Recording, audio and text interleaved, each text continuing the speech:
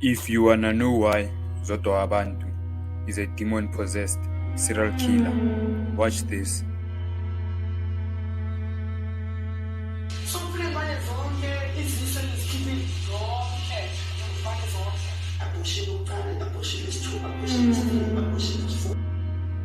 That is spiritual wickedness in high places. So we to you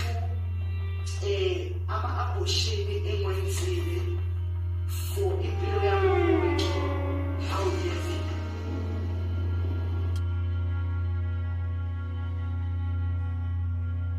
Spiritual darkness.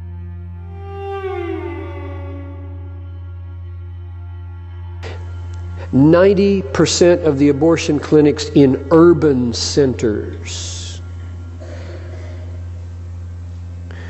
so that 56% of all abortions are Black and Hispanic. A kind of ethnic cleansing that pro-choice people cannot dare to think about.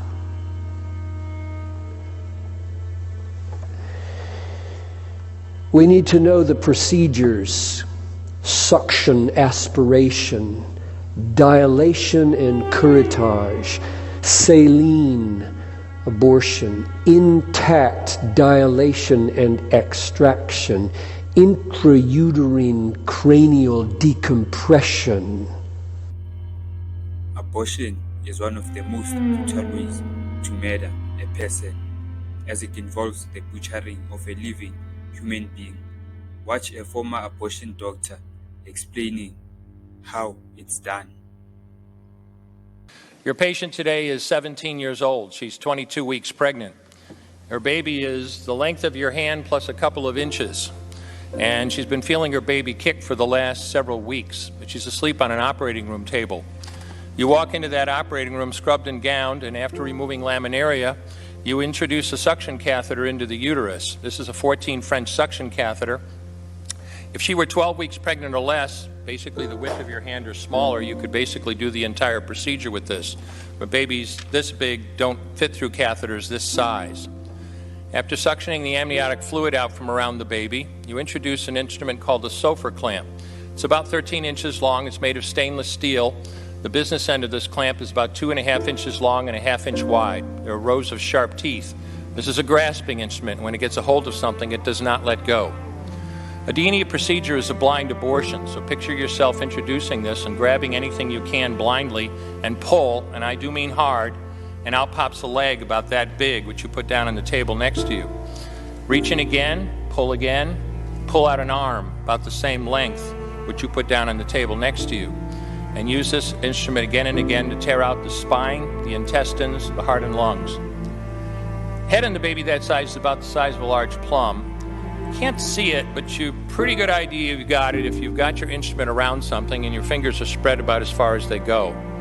You know you did it right if you crush down on the instrument and white material runs out of the cervix. That was the baby's brains.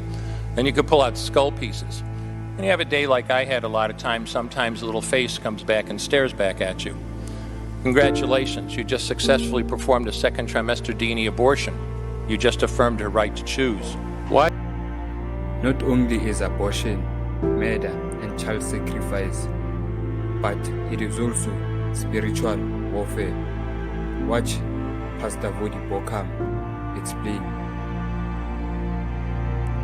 Every abortion is an attack against God Himself.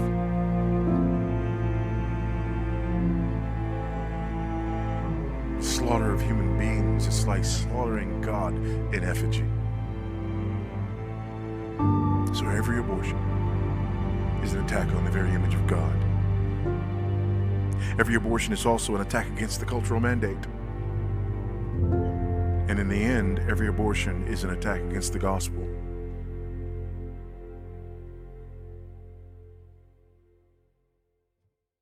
Abortion-minded women, somewhere around 60 to 70% of the young women who come in, abortion-minded women, somewhere between 60 and 70% of them are members of churches.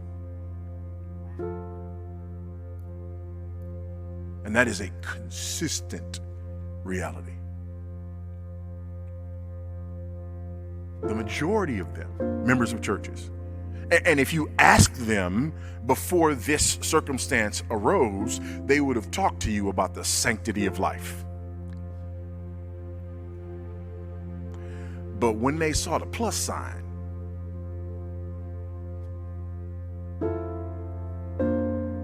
that went out the window.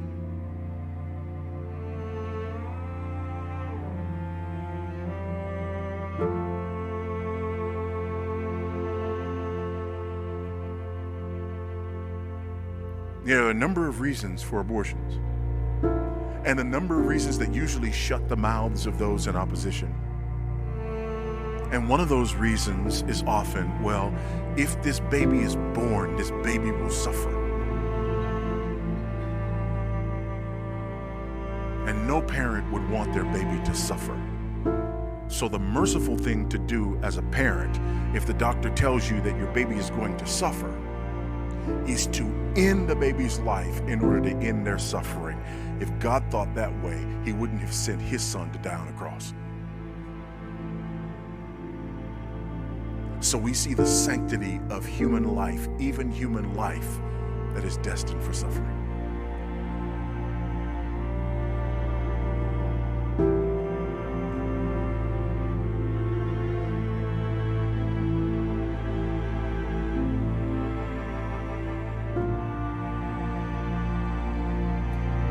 We have 9 children. 7 of those children came into our family through adoption. 1 of them a product of rape, and 1 a product of incest. Don't you dare tell me that I don't understand. My children did not deserve to die because of what their biological fathers did.